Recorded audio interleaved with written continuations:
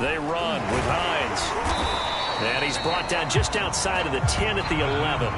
A gain of 3 last play. This time they double it and pick up 6. I like that run right there, partner. Not the flashiest run, not the one that's going to break for big yardage, but he understands the situation, and taking care of the football, paramount, and he got it done. Nursing that slim lead, you're exactly right. Hold on to that ball.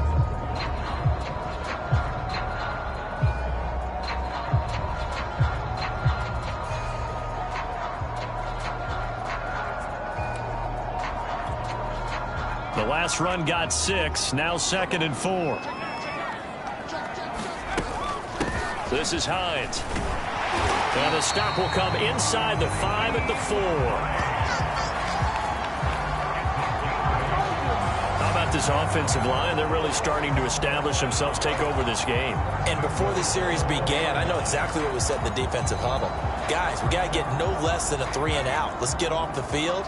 Instead, they can't find any traction towards doing that. Right now, they're just getting muscled all over the field and getting pushed down it. And he'll be stopped about a yard shy of the goal line after a pickup of about 3. Now we'll look at Smith. Not sure exactly what happened, but he's still down. While the trainers take a look, we'll step aside. 2nd and goal from the 1.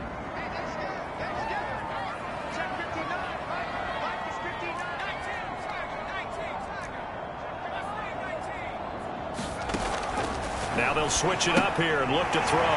He'll dump this off to Taylor, complete. Touchdown! Jonathan Taylor, his 5th touchdown now on the year. And the Colts are able to grow their lead. CD, it seemed like they were so focused on the guys out wide, they forgot about him out of the backfield. That's a really good point, because you've got to communicate, and oftentimes when you start counting receivers, that's exactly what you do. You start from the widest receiver, work your way inside. Who gets lost sometimes?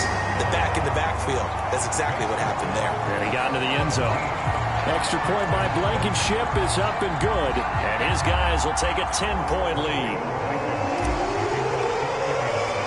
So after the touchdown, here's Blankenship kicking off. Pettis now on the return. And he'll take it a yard or so past the 20, call it the 21.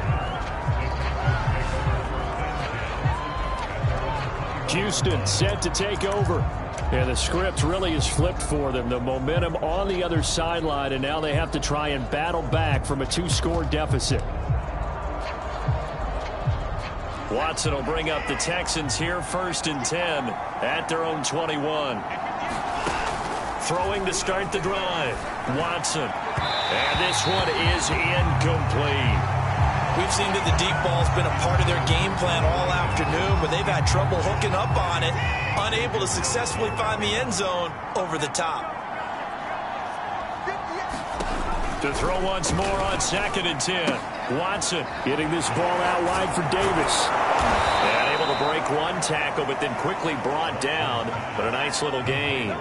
9 yards, not quite enough, and they'll be left now with 3rd and 1. Mike Davis, such a revelation for the Panthers last year, subbing for the injured Christian McCaffrey much of the season. Did a nice job running the ball, but wound up with 59 catches, easily a career high, and the 4th most by a running back in the NFL. And this pass broken up. Excellent coverage there on 3rd down, as that was not an easy one to hold on to. That's an excellent job right there on 3rd down. Like any defense, you never want to let them get anything started, and that would have been a 1st down. Instead, you saw the contact on time, no penalty, and before this drive could get wings, it's 4th down. And they get him down, but not before he takes it across the 40-yard line. Well, every drive from here out is definitely crucial and critical. They know that they need to get at least 3 here to get it back to a 1-score game. But I can't imagine that in their huddle that they're thinking at all about getting a field goal. They want to get into the end zone and then try and get the ball back again. Again, it's Watson. Throw right side, caught by Davis. And the result here, a pickup of 8. Leaves him with 2 to go on 2nd down.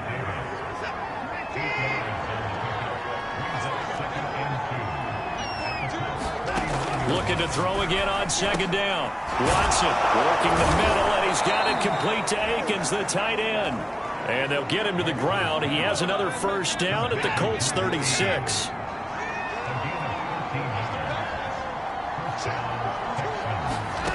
From the gun, here's Watson.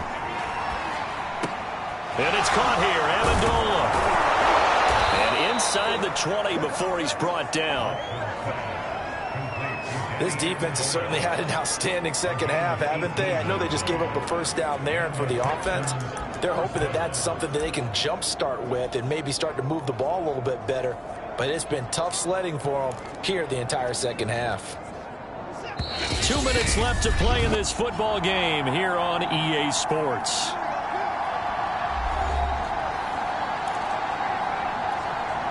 So it's Texans football as we welcome you back. They've got a 1st and 10 as they search for a late score. To the air yet again, Watson.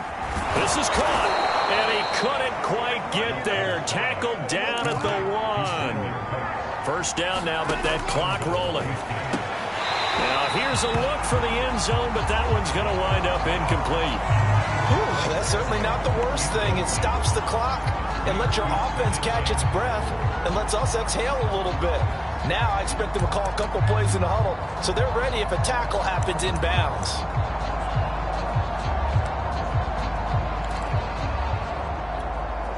Another shot from the 1 on 2nd and goal.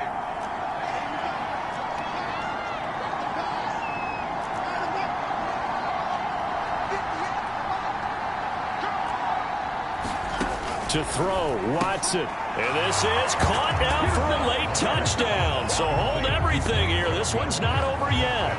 I'm not sure win-win is the proper term here, but it certainly felt like it. They got the touchdown they needed.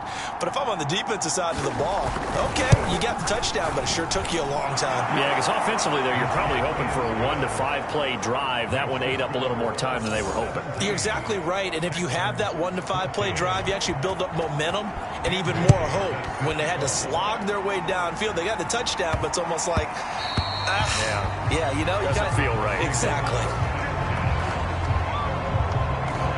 The Colts offensive unit ready to see what they can do here.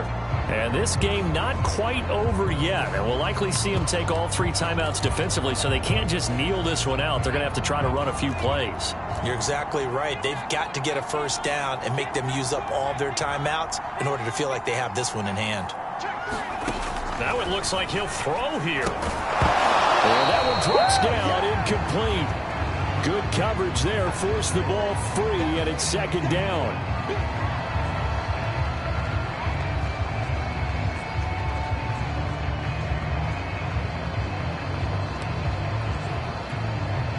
So the incompletion, and now it's 2nd and 10, again from the 25-yard line.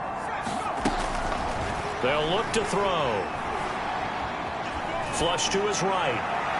And that'll be incomplete. First quarter, Charles, you really emphasized the importance of winning the turnover battle as a visiting team, as an underdog. They haven't forced a single turnover in this game. And right now they're losing, so no turnovers might lead to no victory. On 3rd down, he'll drop to throw. And he takes a shot on the release as this will be incomplete. Oh, that's got to frustrate him a little bit because they nearly got to him there, and it would have been the first sack of the game. Instead, they're able to influence the release, and they did force the incomplete pass. Back to throw again. That is caught. Michael Pittman with it. Now the Texans will burn the first of their timeouts as it comes with 1:15 left to go in the second half. Not totally home free yet, but it's looking good as they come up 1st and 10. They'll try and run some clock here as they keep it on the ground. Now the Texans will use one of their 2 remaining timeouts as they'll talk things over prior to this upcoming 2nd down play.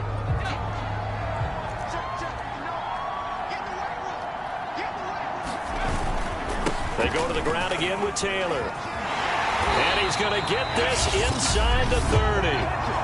The Texans going to signal for their 3rd and final timeout as the clock will stop with 1:06 left to go in the game.